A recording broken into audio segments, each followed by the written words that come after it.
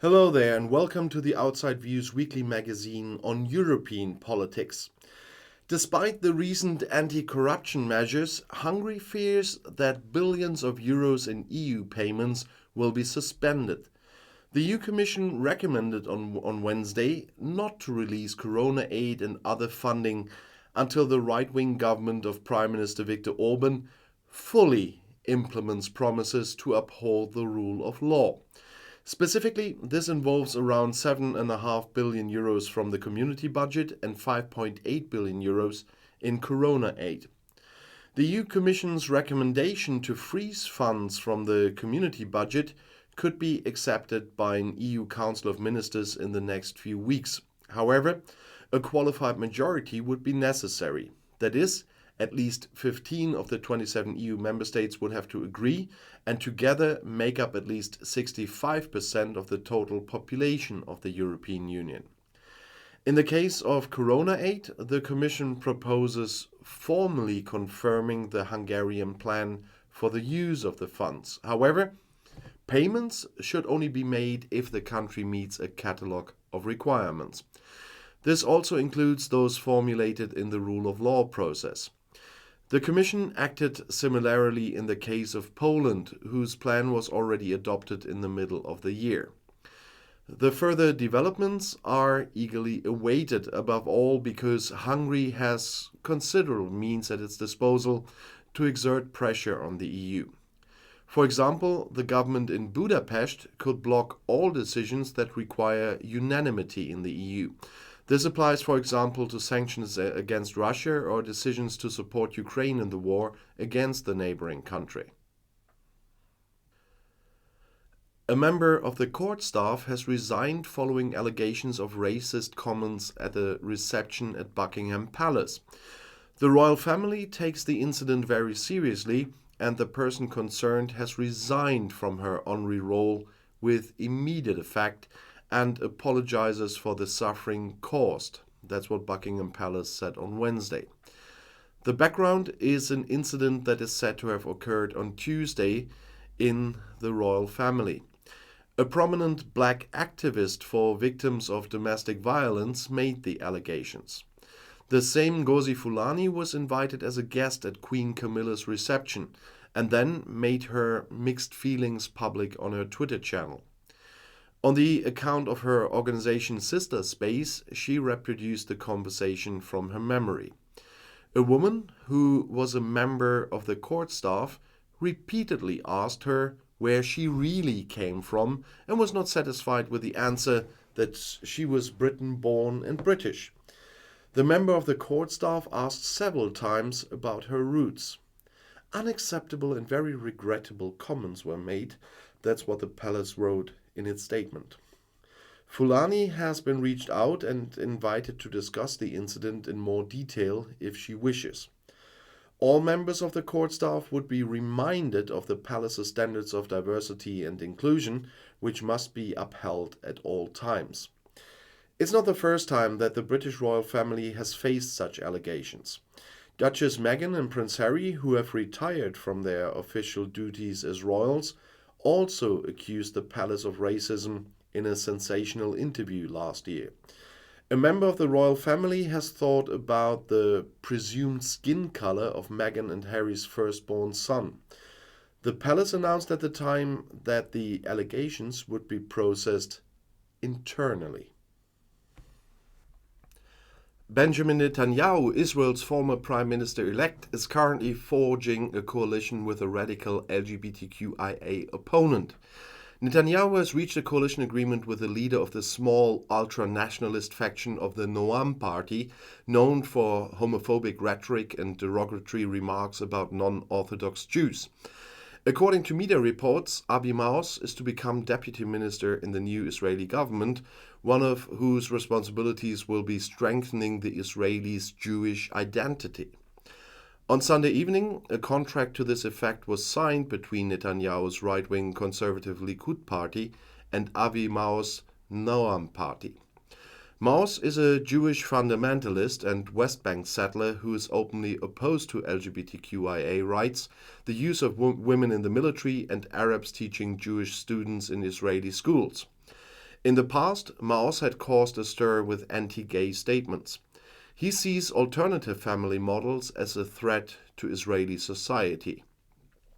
He denies the legitimacy of non-Orthodox Judaism, including the Reform and conservative movements, which play only a marginal role in Israel, but are dominant in the United States and have long provided the country with financial and diplomatic support.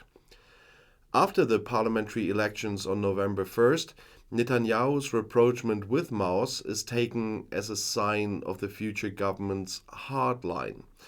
It could become one of the toughest religious and nationalist governments in Israel's history. On Friday, Likud reached an agreement with Itamar Ben-Gvir's far-right Osma Yehudit party. Ben-Gvir, previously convicted of supporting a terrorist organization, is set to become Minister of National Security. In addition to the police, Ben-Gvir is also said to be responsible for the border police in the West Bank. The Palestinian Authority warned of the dangerous implications of the appointment. And Merai Mikhaeli from the Social Democratic Labour Party sees Israel on the way to a dark age. Netanyahu is making common cause with racist, chauvinists and anti-gay politicians. It makes your stomach turn. They announced a determined fight against the new government. In the parliamentary elections, Netanyahu's Likud party emerged as the strongest faction with 32 out of 120 seats. Incumbent Prime Minister Yair Lapid's Liberal Future Party came in second with 24 seats. For the first time, a right-wing extremist alliance was the third strongest force. The religious Zionist Party won 14 seats. The new election became necessary after the 8-party coalition forged by Lapid lost its majority after just 12 months. The right-wing populist Lega currently governs Lombardy. In the election next year, they will now face competition from a porn actress. In Lombardy, the Italian erotic actress Fortunata Ciacco wants to try for the office of regional president. It's not like I spontaneously thought of running for office. It was a well-considered decision.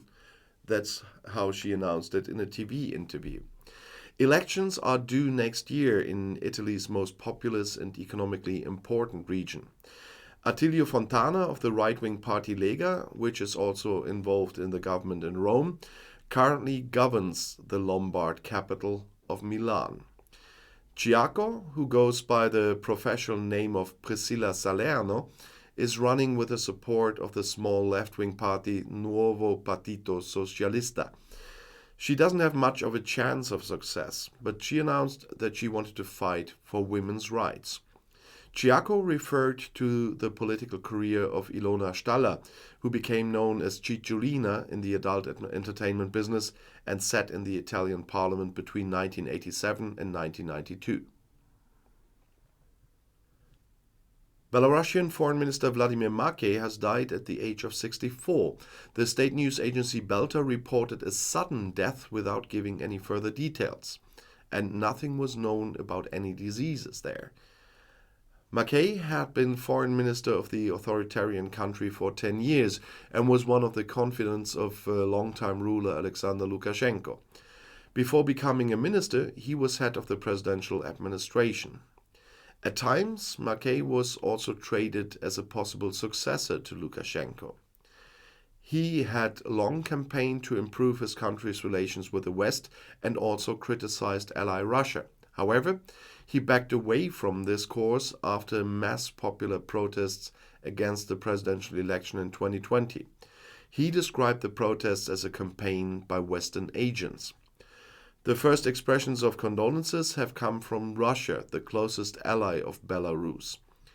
"We are shocked by the reports of the death of Belarus foreign minister," said Foreign Ministry spokesman Maria Zakharova. Lukashenko has been in power in the former Soviet Republic for more than a quarter of a century, and he's regarded the last dictator of Europe, but now we have Putin. Early this year, Makey dismissed fears that Russia could send troops from Belarus to Ukraine. He declared in February that not a single Russian soldier would remain in Belarus after joint maneuvers with Russia on the border with Ukraine a few weeks before the start of the Russian offensive. So no soldier there anymore. Earlier this week, Mackay attended a summit meeting of the Moscow-led Collective Security Treaty Organization in the Armenian capital Yerevan. An employee of an embassy was injured in a letter bomb explosion at the Ukrainian embassy in the Spanish capital Madrid. The man who opened the letter on Wednesday afternoon was only slightly injured. That's what the media reported, citing Spanish National Police. Nevertheless, he went to the hospital as a precaution. The Policía Nacional confirmed these reports at the request of the German press agency. They were alerted by the embassy at around 1:15 p.m. and the anti-terrorist protocol was activated and the area around the embassy building in the Piovera district of Madrid in the northeast of the capital was cordoned off, they said. An anti-explosive unit and 2 dog handlers were deployed. The Spanish daily newspaper La Vanguardia reported, citing police sources, that the shipment contained a self-made explosive device. It was therefore addressed to the Ukrainian ambassador in Madrid, Serhiy Pohoreltsev. The envelope was not opened in the building, but by a security guard in the front yard of the embassy. After the blast, Ukrainian Foreign Minister Dmytro Kuleba ordered security measures to be tightened at all of the country's diplomatic missions as a matter of urgency. The Foreign Ministry announced that he had asked the Spanish authorities to investigate the incident. According to Kuleba, whoever is behind the attack will not be able to intimidate Ukrainian diplomats or stop their daily work to strengthen Ukraine and resist Russian aggression. And that ends this week's magazine, but I hope to see you again next week.